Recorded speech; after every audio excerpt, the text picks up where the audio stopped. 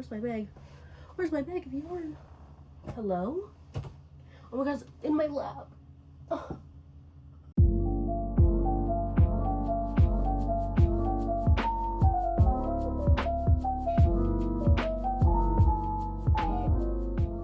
Hello everyone, I'm Allie. Welcome back to my channel, Prairie Purl Knits. It is so hot in Edmonton today. Oh my god, I am boiling like no tomorrow. I could not find anything to put on except this, and even then I might have to take it off at some point. I am not built for the heat. This is like the first real heat wave that we've had all summer, and I know it's not going to be the last, and that doesn't make me very happy. I'm going to go ahead and get right into the video. If you want, you can follow me on Instagram. I'm going to try to get back on my Instagram game. I'm just busy, okay? I'm tired, I'm busy, and trying to make Instagram content on top of YouTube content, it's a lot of work, okay? And I don't want to do it, so we'll see. So you can follow me on Instagram at Prairie Purl Knits, and then on Ravelry as Alyssa_isboard. Both of those will be linked down below, along with all the project pages and patterns and stuff that I talk about in this video. So I'm just gonna go ahead and get into it. I crocheted this in February, I believe, in a day, and I just wanted to make one because I made one for my friend last spring, and I've wanted to make my own for a while, so I just did. It's a very easy project. If I can find the YouTube tutorial that I used, I will link it down below. That's really easy. I should have made the sleeves maybe a little bit longer because they're not super duper long, but it's fine. If anything, it's nice because then my hands, my sleeves don't get wet when I have to wash my hands. But I wore it to wear to the club, and I did, and it was great. So I'm just gonna go ahead and get into finished objects because I do have the one that I expected to have, and that is my Musselburgh hat that I made for my boyfriend Zane, which the last two episodes I just referred to him as my boyfriend, and then after he watched the last episode he was like, you know, you can just call me my name now. I don't think any knitters are gonna dox me, but I wanted to respect his boundary, you know, like just don't say my name. And then he was like, you know what, it's fine. So his name's Zane, but this is the hat that I made him. This is an Arcane Fiberworks Crimson Moon colorway, which is an 80/20 merino nylon sock blend or sock yarn, and it is 400 meters per 100 grams. I knit this on 3mm magic loop and then 3mm 16-inch circulars, and I went ahead and added a pom-pom on top because he did request one. So when I was finished it, I was like, you have to pick a side. What side do you want? Because whenever I put the pom-pom on, it's gonna determine what side the hat you see. And because it is hand-dyed yarn, sometimes, especially in Arcane Fiberworks, I've noticed there is a little bit of variation depending on where you are in the skein, where towards the inside of the skein, where I guess, how would that work? I don't know. I don't know if it's the start or the end, but one side of the skein tends to be a little bit darker or more saturated than one. And so this is the side that he chose. This is the second half of the skein.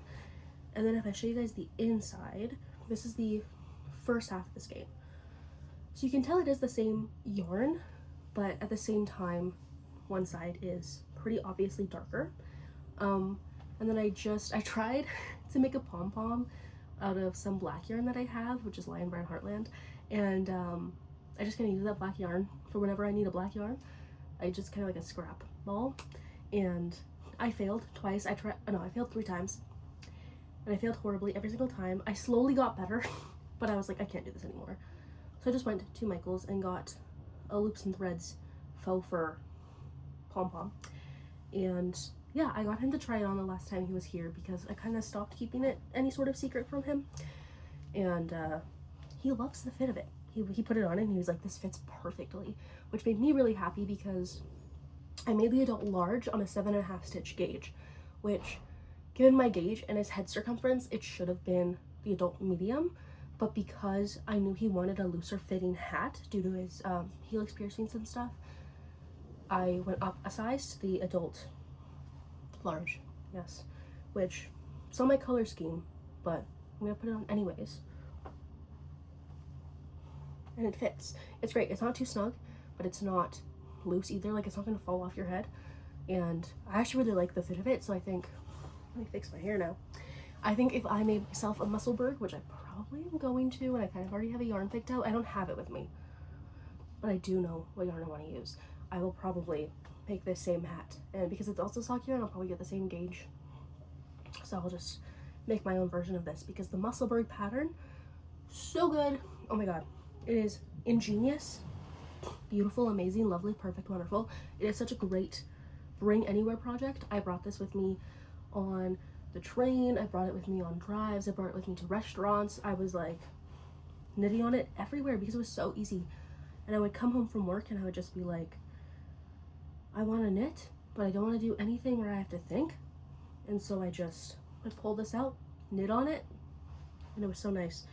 I came very close, very, very close to running out of yarn. When I tell you, I have it in my little yarn bin thing that I carry. This is like a bathroom, the Body Shop kit thing that I got when I was younger, and like I have scrap yarn in here because I like to, when I want to try stuff on, I use that because I don't have barber cords. But this is how much yarn I had left, which, Zane, don't listen. But I realized after I did it, I did the magic loop section for the decreases on, for some reason, I did them on 3.5mm needles instead of 3mm needles. Don't ask why. I don't know. I don't know how that happened. I was not thinking. I kind of just wanted to be done, I guess. But you can't really tell. But I probably would have had more yarn left over. But even then, this is like, no, I can't do anything with this. It won't even register on my scale. That's how little it is. It's like 1 gram. He did mention wanting a tag on it, so maybe I'll throw one of these on. These are from the Fiber Nook, and they're just like little wooden tags. This one says knit with love, and this one says hand knit for you. So maybe I'll show him these. Actually, I'll leave them out and show him those and say, do you want one of these on your hat? So he did mention wanting to know what was the back and the front. So who knows? Either way, I cannot have this laying on my leg. I'm sweating bullets. Oh my god. But yes, so I'm really excited to give this to him, not this weekend, but next weekend. So yeah, that's my Musselburgh. So now for my works in progress, I have technically 3, but one of them we're not going to talk about, which is my Oiler socks, because I have not touched them since the last podcast episode. Oopsies. I probably should, but I've just been not in the Oilers mood for pretty obvious reasons. So I'm doing a lot of driving this weekend. Well, I'm not driving. I'm good, thanks. But I'm going on a lot of drives this weekend. And so I'm thinking possibly to bring my socks. It's either my socks or my tonight top that I'm going to bring with me to work on, because I think the socks might be a little finicky with driving. I'll show them to you guys anyways. I'm making these Oiler socks, which there's 4 balls of yarn attached to this project. They're 2 at a time, and they're striped, as you can tell. This is Lang Jawwool. I don't remember the colorway names. I should probably look it up, but I'm not going to right now. But they are striped, and so it's kind of annoying to have to carry it up all the time, but who knows. I might bring these with me and try to get some progress on them, because I haven't worked on them. And I'm going to be doing, God, these next 2 weekends, because we have races and stuff to go to this weekend, and races and stuff to go to next weekend. So I probably have like a good 8 hours of car knitting, which I could get a lot done on those if I decide to do that. Especially if I like get to the heel point this weekend, and then to do the heels pretty quick, and then I finish it. Who knows? Because I'm going to try a different heel on those too. I think I'm going to do the deep shadow heel, which is a modification of the shadow wrap heel, but for a deeper instep.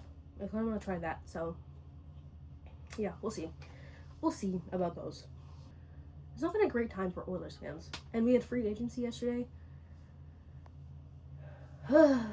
We lost Corey Perry, and that makes me want to cry, but it's fine. My next work in progress is my tonight top, which is sitting in the Fiber Nook bag. Love this store, love this place. And I am currently working on the body. Ooh, don't drop my yarn. I am less far than I would have been if I hadn't cast on my next project, because I've been obsessed with it. This is how far I am in my tonight top. When I was talking to you guys last, I had gotten, I don't even know, like this way through the back panel. So I've done quite a bit of work, and given how tight this gauge is, this has been a lot of knitting and a lot of rows. It's a 26, or is it 24 or 26? I think it's a 26 stitch gauge on light fingering weight yarn, or regular fingering weight yarn. It depends on what you want to use, but it is, oh, where's my bag? Where's my bag of yarn? Hello? Oh my god, it's in my lap. Oh, it's fine. This is knit in Sandusky Sunday Petite Knit, and this is in the color by Night Sky, or 5591, and it's just this really pretty navy. Sometimes on camera it likes to show itself as being like pitch black. It's not. It's just a very dark navy, and I don't love this yarn, which I knew going into it that I probably wouldn't, because Sunday and me are just not friends. I don't know if it's the Sunday that my yarn store gets, but it just feels dry and crisp, which for this project I think will be good, and hopefully it blocks out better, but it's just a very odd knitting experience for what you'd expect from like 100% merino wool. I don't know, it just feels drying and kind of spongy on my hands, and the fabric so far feels pretty crispy is like the only way to explain it, but yeah. So also like cute little stitch marker, like look at her. This is the only like real fancy stitch marker that I have, and I got this in a giveaway from the Knitty Stew, along with this sock yarn, which I will also get into a little bit later because we have a story for that. Well, there's gonna be like a whole random section at the end because I have a bunch of like random things to talk about. Did I even say who the designer was for that? It's the Tonight Top by Lily Kate France. My goodness. Either way, the pattern's great so far. I have no real complaints about it. I think it's very well written, and I'm very excited to have it in my wardrobe for the fall season and a little bit into the winter. I think it's gonna look really good. Now the next project that I have that has been stealing quite literally all my time, which I talked about it in my last episode, and I knew it was gonna cause problems for me, and that is my Midland cardigan by Penrose Knits, which I actually need to go onto Ravelry and fix my project notes. I need to go back to my project notes on Ravelry and update it. Hopefully I'll do that before this video goes live, because I was going to shorten the back section a little bit just because my row gauge was looking a little bit off, but now having tried it on, I think it will be fine if I just knit to pattern. So I think I'm just gonna keep knitting to pattern. But this is where we are at for my Midland cardigan. Oh my goodness. It's so cool. It's insane. I have been working very diligently on this. I have, how many more garter ridges do I have for the back? I have 4 more to knit for the back. So 8 more rows total. And then I'm doing the front section. So this like V-neck section here that I did on the front, I have to do on the left and then go back into the shoulder shaping and the shoulder cap, which gives it a little bit more tailored of a look, a little bit less boxy, if you can tell just how it slants. And yeah, then I'll bind off the body, do the sleeves, the hem, the button band, and it's gonna be beautiful. I'm so excited. I did a seamless cast on, which was very interesting. I had to start with using 2 circular needles, which it does say in the pattern. Now I'm just working on 1. I think it's relatively easy to work on 1 once you get past the first section of shoulder cap. Like it's split into sections, so there's like shoulder cap shaping, shoulder shaping, the front, the back, and then you do shoulder shaping again, shoulder cap shaping.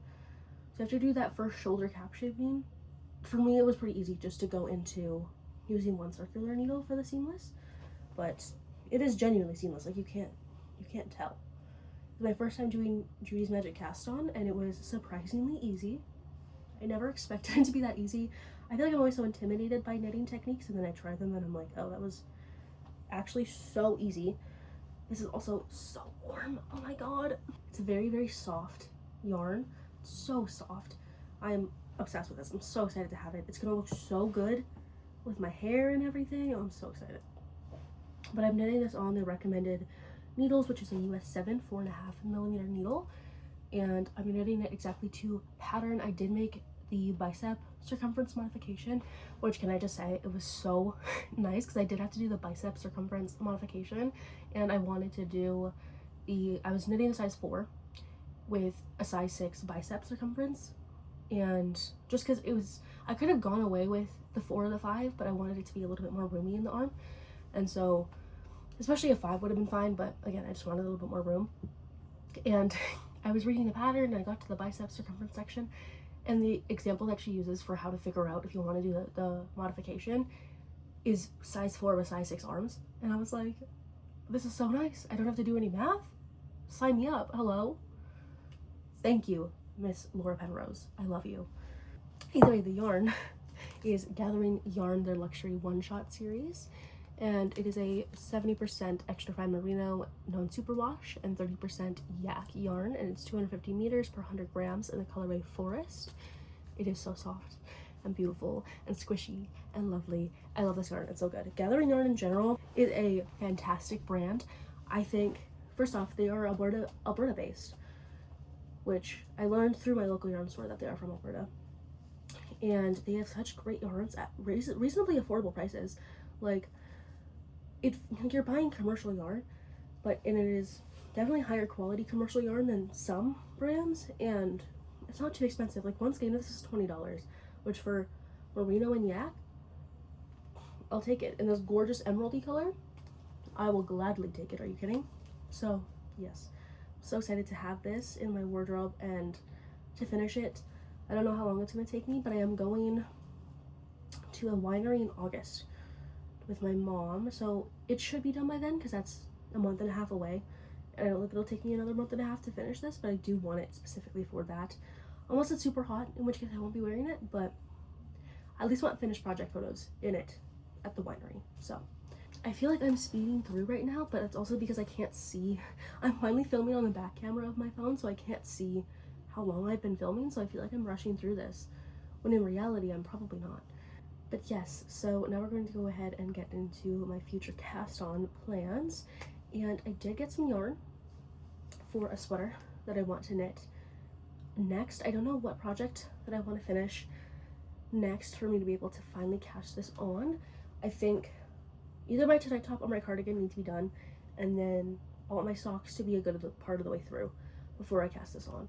This probably won't get cast on till the end of this month, mid to end of this month, depending on how everything goes, but like, it might not be cast on by the next podcast episode, and that's fine. I have no issue with that. This is the yarn that I got.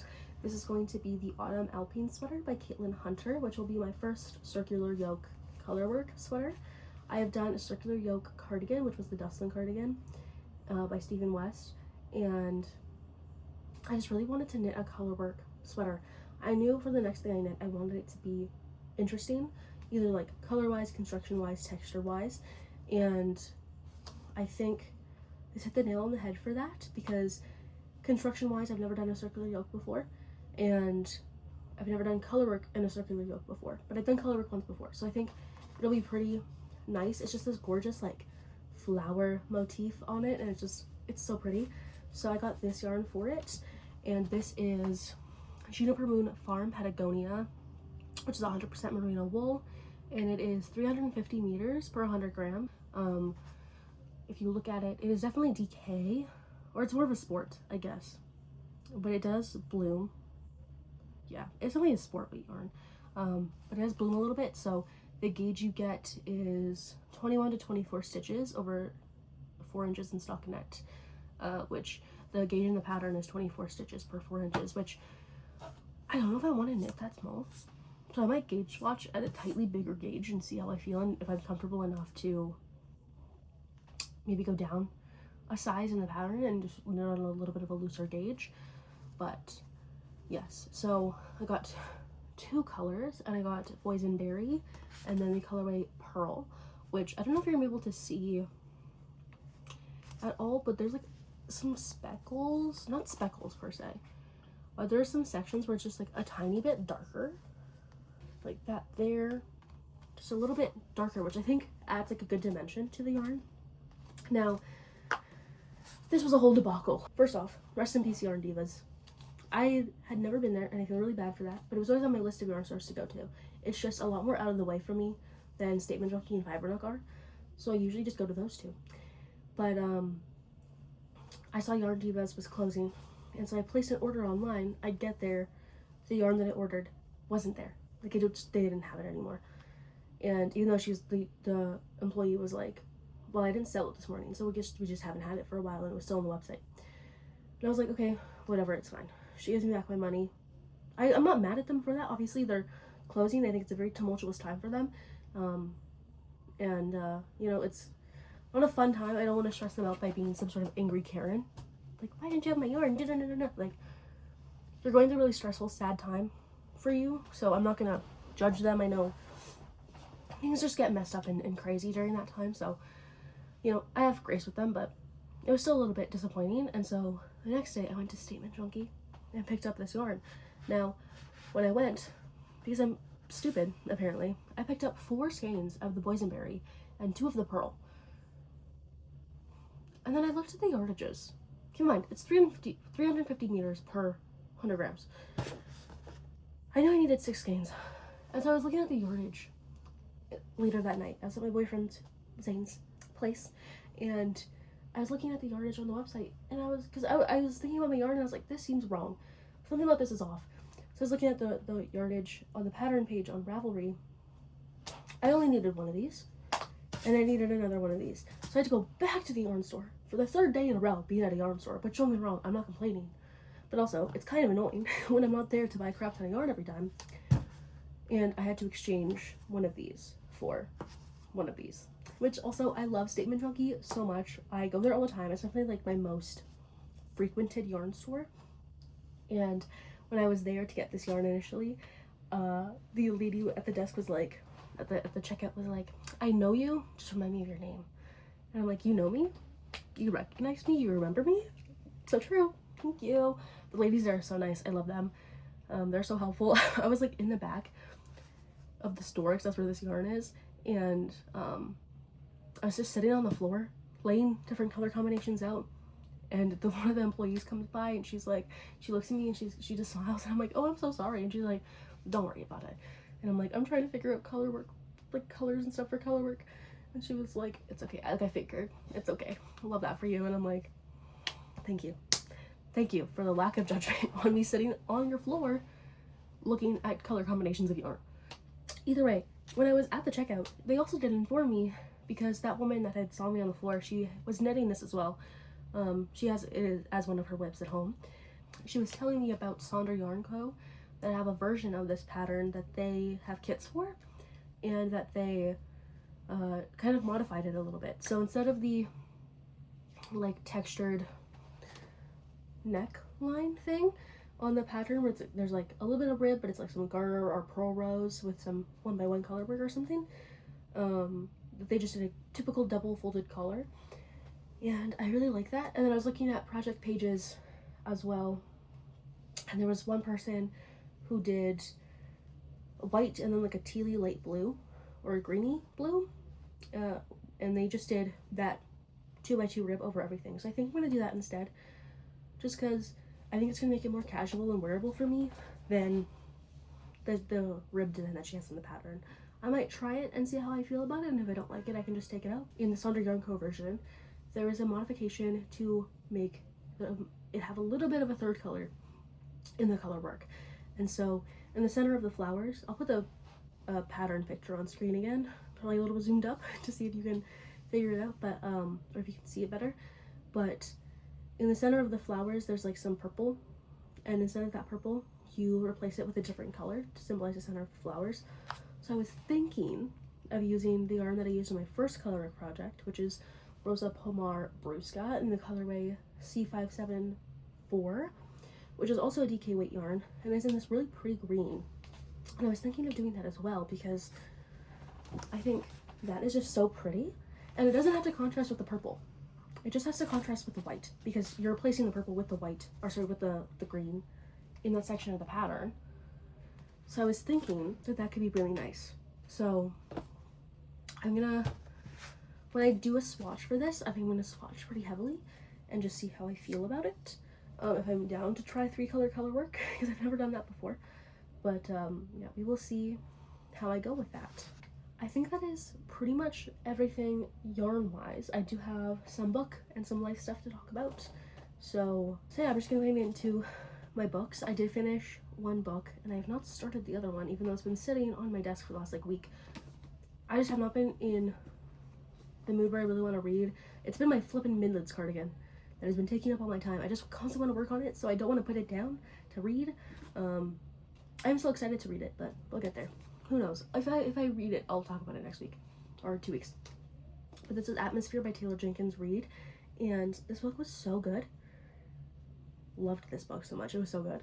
This is about a woman named Joan, and she enters NASA's astronaut program in the 80s, and it's about her romance with one of the other people in the astronaut program, and her kind of fighting to become an astronaut, figuring what she wants to do out. And it's just a lot about it's less about space to me and more just about the relationships with each other, and the love they have for each other, and figuring yourself out and what you really want to do, and supporting each other, and this like family kind of connection that they all have together. So I really did enjoy this book. I thought it was really, really good.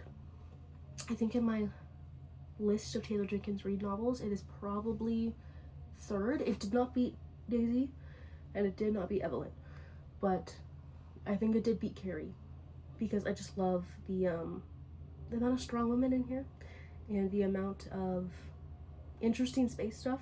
As I said in my last episode, I don't know anything about space, because I'm not an astronaut, clearly.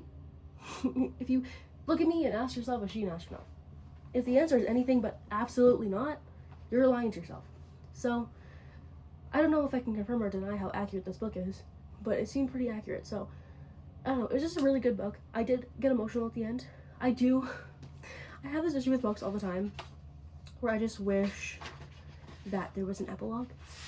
Like, I really love when a story is wrapped up, where like flashes forward a little bit of time and you see kind of the outcome of everything. I love that. I don't always love when it's open-ended. I will give it grace because I know that some people just like that. I'm just not one of them. So I like it to be wrapped up in a nice little bow. This book is not wrapped up in a nice little bow. You do get an answer.